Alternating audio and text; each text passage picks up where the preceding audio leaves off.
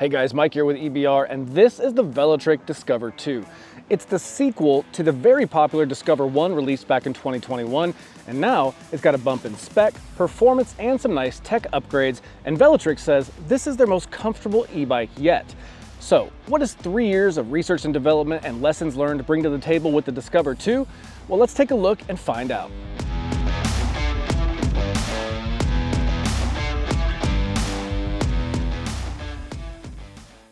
Now, the Velotric Discover 2 is a Class 3 e-bike, meaning it can get to speeds of up to 28 miles an hour on both pedal assist and through throttle.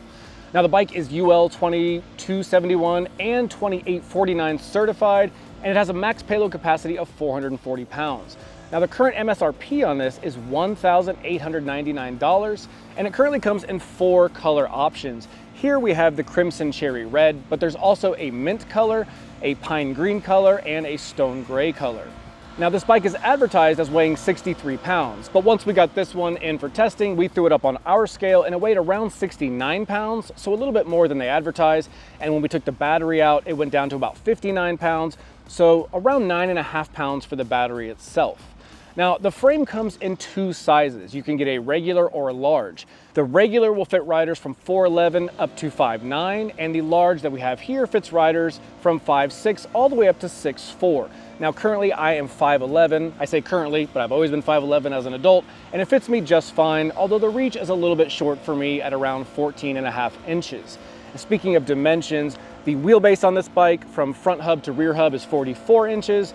The seat post height at its lowest is around 31 and at its max around 39. And then the standover height is a really nice feature on this with this low swept through frame is only 15.35 inches, which makes getting off and on much easier, especially if you're concerned about mobility or stability. This is just a nice easy on, easy off height. Now, when it comes to your tires and wheels, Velotric opted for a 27.5 sized wheel, both front and back. Now, these are alloy wheels and they're wrapped in a Kenda puncture protected tire. So this is a tire size at 27.5 by 2.4 inches, and it does have that puncture protection built into the tire itself. And then wrapping these tires, protecting those, you have alloy fenders, and these are both painted black front and back. And then you also have a rear rack that comes standard on the Velotric Discover 2. And a cool thing about this rack is it's not only rated for 66 pounds, which is quite a lot of gear, but on top of that, it is a MIC compatible wrap. And now, if you're not sure about what MIC compatible means, essentially that's a third-party maker of rack systems that creates a retention system built into the rack, and you can find bags, buckets, cargo baskets, all sorts of accessories for these racks that are compatible with the MIC system from multiple retailers as well as Velotric themselves. So it's nice to see something like this that can be used across a wide variety of accessories. Now, if you want to mount more accessories, you can opt to mount them on the mounting points, and this bike has a couple to work with. So right here on the down tube, you have 2 mounting bosses where you could attach a water bottle cage or maybe some tool accessory kits. And then up front here, you have mounting points for a front basket or a MIC compatible front platform that Velotric also sells. Now, moving up to the lighting on this bike, being a commuter friendly bike, this bike came standard with lighting and mirrors, and we'll talk about that right now. So up front, you have a LED light that is adjustable as far as the angle goes, and you can turn that on just by holding the up PAS button on the bike. Now, this is rated for 130 lux, which is very bright. I tried to convert it to lumens online, but it's actually way harder than it should be. So just know 130 lux, but I'll turn it on here and show you. You just hold down the button, and I don't know if you guys can see on camera, but it's an extremely kind of projector, like bright light, almost magnified brightness. It's pretty cool. It's actually very bright in dark light. Now, on the back side, you do have an LED tail light that acts as your brake light. Now, on some bikes, these are battery powered, but on this one, it is a part of the electrical system itself, so no need to battery power it. And then it also is able to be programmed in the display to do a number of different types of showings. So you can have this on steady, where it enhances when you brake, or you can have it flashing all the time and then flashing brighter when you're braking, or you can just have it in a more standard configuration, but any of those you can adjust right here through the display. Now, built into this tail light and brake light, you also have 2 amber corner lights, and those act as your turn signals. So all you do is hit the left arrow to get the left turn signal or the right arrow for the right turn signal right here on the pad, and you get rear turn signals, which is another great feature for those of us who commute and ride to work. I always like knowing that I've given like the legal turn signals when I'm turning and not using hand gestures. So it's nice to have that on the bike as well. Now, the bike's motor is a rear hub motor. Now, this motor is nominally powered at 750 watts, but it's capable of peaking at up to 1100 watts, and it pumps out 75 Newton meters of torque. Now, this motor is activated by a torque sensor, and this torque sensor tries to measure your torque, effort, and speed of pedaling to try to vary that power back to you in the most natural way possible. Now, I've ridden a lot of torque sensors, and this bike's torque sensor is good, although I would say if I had to give it a critique, it's a little bit on the under-sensing side. I found I had to pedal a little bit harder than a natural pedal to make sure that the torque sensor picked up my effort and gave me that assistance needed. So I think it's something a quick software update down the road would take care of, and it's not a deal breaker. I've just ridden so many, I kind of can dial into the finer aspects of these, and I think this one's just a little bit on the under-sensing side. Now, this overall is a nice bump in spec and performance from the last version's motor, which was a 500 watt motor with only 65 Newton meters of torque. And that one also had a cadence sensor. So a complete redo of the motor and power. And I think they really did a good job on that. And with a small tweak to this torque sensor programming, I think this will be very dialed in. Now, moving up to the bike's battery, we have a 48 volt, 14.7 amp hour battery that gives us 705.6 watt hours of power for our rides. Now, you can remove this battery easily here with this key that comes with the bike. You simply put it inside, turn it, it pops the battery, and you can see that you can remove the battery and you still have your charging port. So should you want to pull this into your office or into your house at night, you could still do that and charge it, or you can leave it on the bike and charge it as well. To put it back, you simply just set the cover here and it snaps back into place and you pull the key out. Now, this battery is UL 2849 certified, and when you talk about 705.6 watt hours of juice, you may be wondering what kind of range that will give you. Now, Velotric says this will give you up to 75 miles of range, which is a nice bump from last version, which was 65 miles of range. But we tested this and we actually got 86 miles on a single charge. So we actually not only met, but we surpassed their estimation. And that was on the lowest PAS level. But when we bumped it up to boost PAS 5, we still got 41 miles, which is also exceeds their estimations and just shows that they did a good job in programming. And I think us going over the range may speak to the undersensing of the torque sensor a little bit, but all in all, 80 something miles on a single charge is a fantastic result for any bike. Now, all of this battery and motor team up to run the bike's pedal assist system. Now, they advertise this bike as having 15 riding modes, and at first that might sound a little overwhelming or like too many, but just think of it this way. There's three main modes, which are Eco, Trail, and Boost, all easily changed right there on the display while you're riding. Within each of those, you just have your standard 5 levels of pedal assist. Now, the way to think of this is Eco is going to be on the low end of power, Trail is going to be that middle of the road, and Boost is going to be that kind of higher end of the power output spectrum. All in all, depending on your mood, your riding style, and how fast you want to go, you just pick Eco, Trail, or Boost, and your bike will perform like you want. Now, there's also some other cool features about the pedal assist system. There's standard walk mode, which just allows you to walk with the bike rather than pulling it. But they also have cruise control, which I don't see often on e-bikes, and I really like it. So you get to a speed that you like on the road, you simply hold the back button on the PAS display, and you'll get a little speedometer cruise control icon like you do in your car that will pop up on the display, and it'll hold whatever that speed is as long as you want, and it will stop simply when you start pedaling again, or when you tap the brakes, it will disengage just like a regular car. A super cool feature. All right, so let's talk about some of the components on the Discover 2. So starting back here, we have a drivetrain that's an 8-speed setup, which is a bump up from the last version's 7-speed. Now, this 8-speed setup has a 46-tooth chainring mated to an 11-to-32 cassette in the rear with the Shimano Altus rear derailleur. Now, we have 170mm aluminum cranks up front, and that's going to manage your entire drivetrain. To change your gears up top, you have Shimano index shifters with a window of all 8 gears so you can see what gear you're in while you're riding. Now, the brakes on the Discover 2 are Tektro hydraulic disc brakes, and they have 180mm rotors that are 1.8mm thick.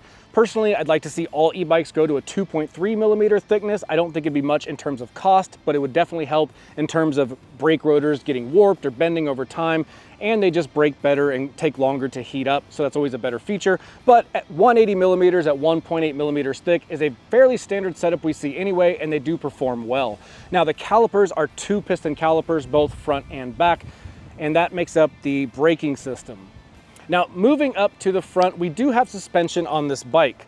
So the suspension on this bike is a hydraulic fork with 80 millimeters of travel. Now, this fork does have a lockout option, and when you push on it, it feels pretty good. If I activate the lock, I can push, and there you'll see it is in a rigid status, and I can push it back and go back to pushing it. Now, the axle on this is a 15 by 110 millimeter boost through axle, which is a more supportive and more stable way to mount your wheel and hub up front. And it's just nice to see them use a boost through axle here. Now, the saddle on this is a cushioned saddle. It's almost 7 or 8 inches wide. It's a very comfortable saddle, and we get a lot of feedback from people, and even when I got on this, it's just a super comfortable ride. When you get on this, you're kind of sitting upright, and then you have this nice comfy saddle, plus the suspension fork. It just makes the bike extremely comfortable. Now, one cool feature right now, I was doing research for this bike before I started doing the review, and I saw that currently, that's as of today, August 2024, if you buy this bike, they do throw in a free suspension seat post, which I think would really finish off the comfort level on this bike, which is a cool perk right now. Granted, whenever you see this video, definitely check before you buy, but as of today, that's available. Now let's talk about the cockpit up here. So on both sides, you have black rubber ergonomic grips that feel really good, and they kind of match just the overall comfort aesthetic of the bike. Over here, you do have a mounted rearview mirror, which I found to be really nice, and they kind of tinted the glass on here. I'm in a very bright, sunny area, and it was nice to have tinted glass on here. I do have one gripe about this. Although it is mountable, and it's mounted, and it's flexible, it can be moved, you might see the play here in my hands, and when you're riding on the trail, when you look into this mirror, you kind of get a shaky view, and it's hard to really see what's behind you, but at a minimum, it's there, and you can still see if someone's behind you, so it's nice to have. Now, over here on the left side, we have the PAS control buttons, a power on top, your turn signal left and right here, and then you have your PAS up and down. If you hold the up button, it turns the headlight on, and if you hold the down button, that activates walk mode. As long as you're holding it, when you let go, walk mode stops. Now, we have Tektro brake levers on both sides as well. In the center, we have the 3.5-inch color display that's IPX6 rated, meaning it can withstand water jets from any angle. So rain, washes, things like that, you're good to go. You have a bell here as well, and your Shimano index shifters.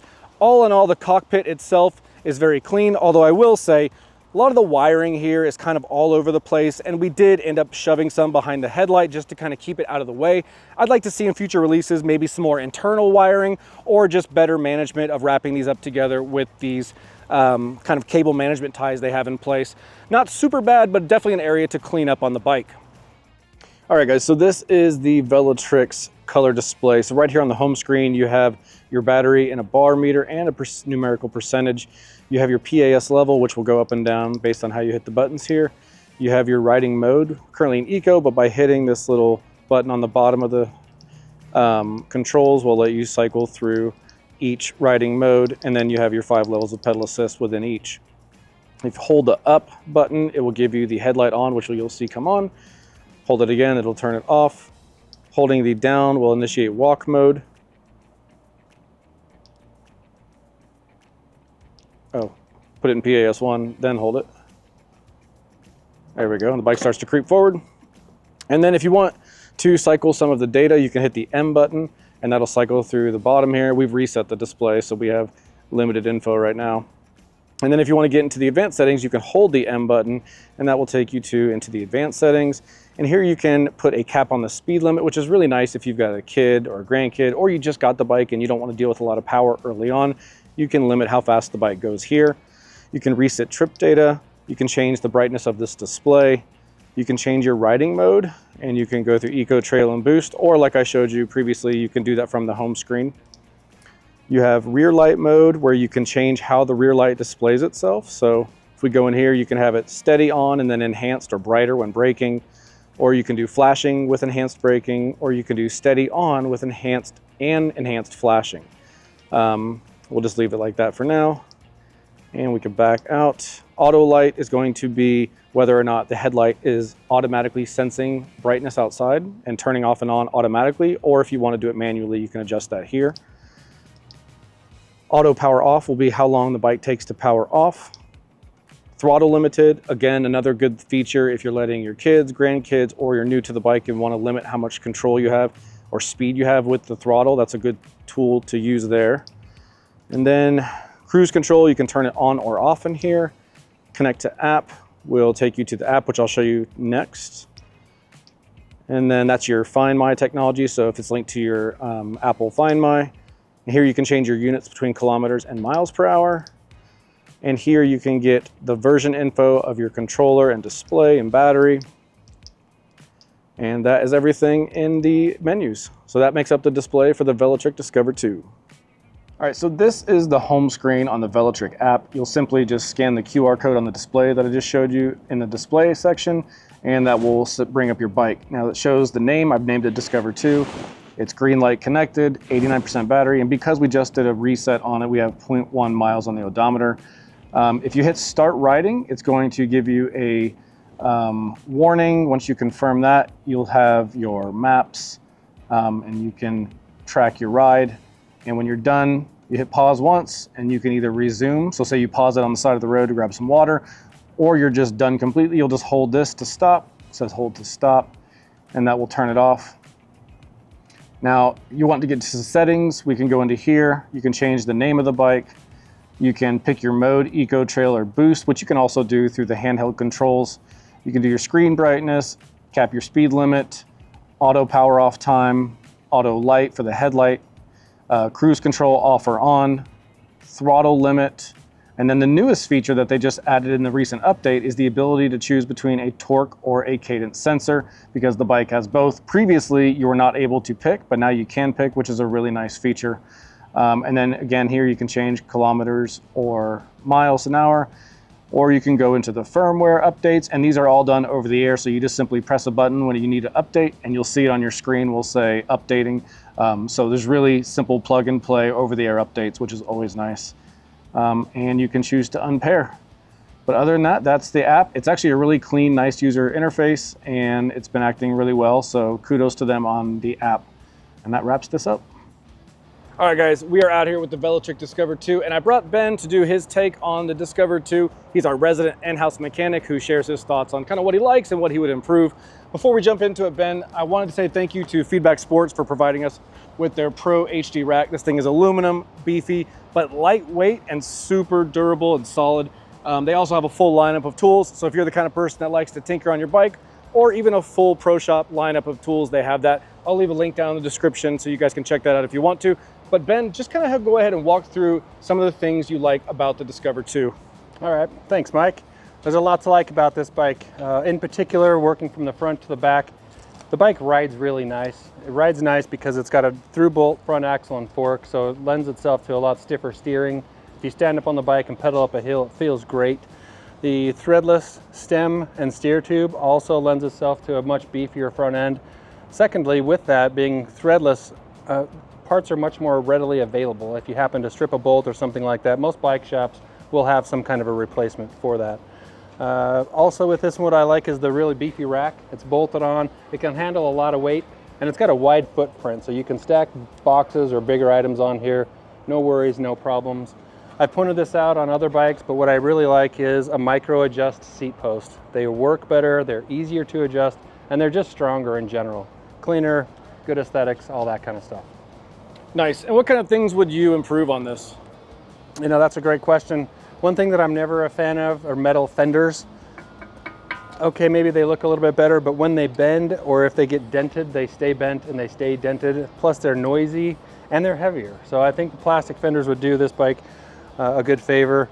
The chainring, I wish was a two-piece chainring. This is a one-piece chainring. So if you happen to bend some of the teeth, or maybe it gets worn out or something, there's just more stuff to replace. A two-piece chainring, easier, less expensive, it's a better idea. One thing also that I really wish companies would get into is a bigger bottom bracket. This is what's referred to as a square taper bottom bracket. It's common, or becoming more common, to see an ISIS style, which is a bigger diameter. They just ride stronger, stiffer, better all the way around. And that's really all that I would consider doing to change this bike. It's a really nice bike overall.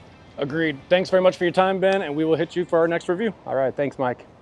All right, guys, we're out here on the Velotric Discover 2, and the first thing you notice when you get on this bike is it's just comfortable. It's got a nice wide seat. with a lot of cushion, and then you have a nice upright body position. You're not hunched over at all, and you're not, it has the geometry of a very relaxed, comfortable, almost cruiser, like a Dutch cruiser, especially with these bars here, and these ergonomic platform grips. It's just a ride that's not going to put your body in any kind of, at least for me, I don't feel like I'm straining anywhere. There's no lower back strain like you would have on a road bike or a mountain bike. You're not leaning into anything. It's just a nice, upright, wide field of view, which is always nice. And it's kind of one of the things I like about commuter or cruiser style bikes, because this definitely, in my opinion, falls into the Dutch cruiser style.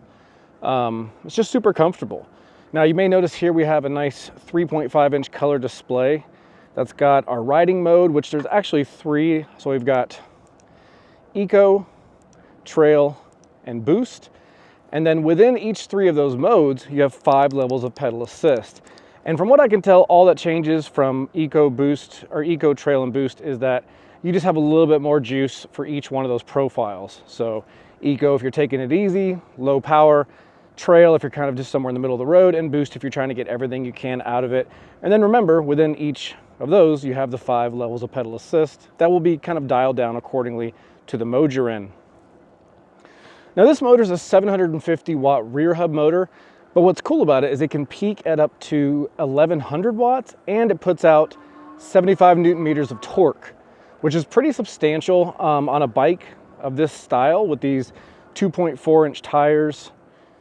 It really gives it a lot of oomph. Now, you can hear the motor. It's not completely silent like some of the bikes I've had recently. They've had very, very quiet motors.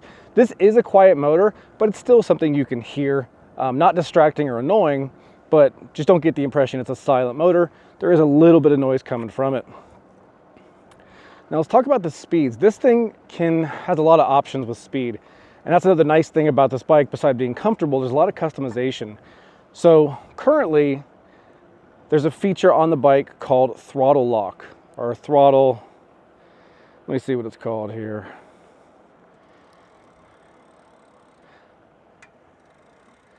I don't think I can be moving when I do it, so let me look. All right, so we've got throttle limited, and if we go into that, it's on. And so what will happen is I will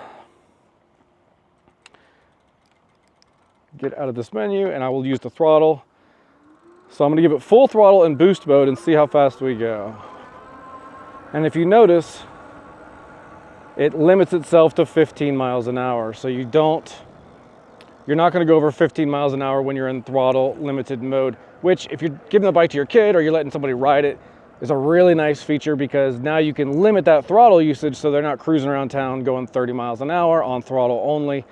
And if they do go faster, they're going to have to use their leg muscle, and it's not going to be as, careless. If you got someone who you want to just look out for and make sure they're not going to go crazy on your bike, that's a really nice feature. Or if you don't want to go over 15, it's a great feature for you too. But let's talk about speed. So I'm currently in PAS1, but let's go to 5. Actually, let's go to 1. It is a torque sensor, so it's trying to measure how much effort I'm using and then vary its power back to me based on how hard I'm working. And so I'm around 12 here in level 2.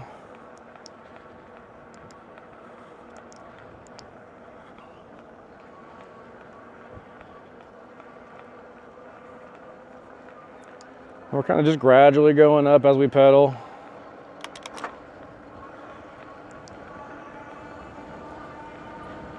And now we're up over 18. And if I start pedaling a little faster, that torque sensor will feel it and start pumping out some watts to me. And we'll very quickly get up to speed here. Woo, if we don't jump anything first.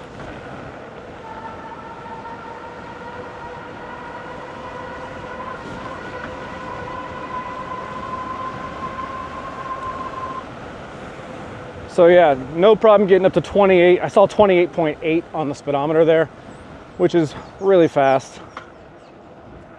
And no trouble getting there. Now, if I go to boost mode or eco mode or trail mode, excuse me, that was in boost mode. If I go to eco or trail, it'll do the same thing, getting up to 28 miles an hour, but it will do it slower because it's not using as much juice because it's in a slower profile versus the boost mode that we were just in. Thank you. So, speaking of these bumps right here,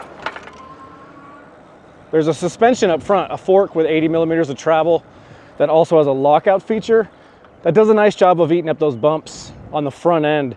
Now the back has no suspension, but one cool thing is I was doing research on this bike and I was on Velotric's website, and I noticed right now if you buy one, you do get a free suspension seat post. Now I don't know how long that'll last. That's as of today in August 2024, but that's pretty cool if you're in the market now, because I do think if you put the suspension seat post on this, plus this front fork, it just takes the comfort to a whole nother level. And if you're going for a bike of this style, you're probably going to be prioritizing comfort. Now the brakes on this are Tektro hydraulic disc brakes with 2 piston calipers and 180 millimeter rotors front and back. And they feel really good. I've not had any issues with them at all, but let's get up to speed a little bit and just do a little quick and dirty brake test. So I'm about 20 miles an hour right now. I'm gonna stop, 3, 2, 1. I mean, that's pretty fast from 20 miles an hour. So, and that's not even locking up the brakes. That's a pretty controlled stop. So all in all, the brakes are pretty solid on here. I've had no complaints at all. They always feel confident and strong. The tires down below are Kenda tires with puncture protection, and they're sized at 27.5 by 2.4 inches. And they have a very nice like hybrid city commuter tread style pattern. So no knobbies on them, but some seeping lines for water to move and still maintain traction in wet road conditions. But nothing that's loud or heavy that slows the bike down or makes a lot of noise. And they have very little rolling resistance, so they sound good, they feel good. No complaints on the tires. So this bike is really good, and I think it really shines in a commuting or a city environment because you have a lot of things that add to that. So you have front and rear lighting, LED lighting, and up front, you can just turn on the lights by holding the up button. And you might see on my screen, the light indicator turned on, which means I have my headlight on and my tail light. Now for your tail light, you can opt to choose between 3 different modes. One is it's going to be steady on, one it's going to be steady on and then blinking when you brake, and then one that's going to be blinking all the time and then it's enhanced when you brake. So you have a lot of options of visibility to not only be seen with your brake lights, but to see with this nice bright headlight. And it does put out a nice magnified, even in the daytime here, I can see it shining brightly on my hand. So it's a very bright light. You also have turn signals, which are just hit on this left or right buttons, and I'll hit the left one right now. You might see it on the screen. Little indicator pops up that it's on, and to turn it off, you just hit it again and it turns off. Same thing for the right side, turns on, hit it again, turns off. And that glows a amber turn signal on your rear, back on your rear tail light. Has integrated amber lights that work as your turn signals as well. So really between the comfortable position, the city tires, plus the lighting, this thing really is a solid city and commuter bike. It's very comfortable, and I think it does good in any environment where you're going to be, you know, going to work, going to school, college campus, riding around town. Maybe you live in an urban area, or even just a city like suburban path like we have here. The bike does really good in all of these environments, and I think really if that's the kind of riding you're doing, I think this is a very solid choice. It's really easy to ride, it's kind of enjoyable, so no complaints from me. So all in all, the Velotric Discover 2, as you can tell, is a nice bump up from its last version, the Discover 1. We have more power, more torque, a larger battery, more range, and ultimately just better performance all around. But it's still the same great comfortable bike with the nice same low 15.3 inch standover height, so it's easy to get on and get off. And if you're somebody who's looking for kind of that commuter with all the perks you'd want in a super comfortable ride with a nice upright position, and all those commuter perks like turn signals, lighting, rear racks, and fenders, this bike will check a lot of boxes for a lot of folks looking to get around on their e-bike. So hopefully you guys have enjoyed this review. If you haven't done so already, please like and subscribe to the channel, and I'll see you guys in the next review.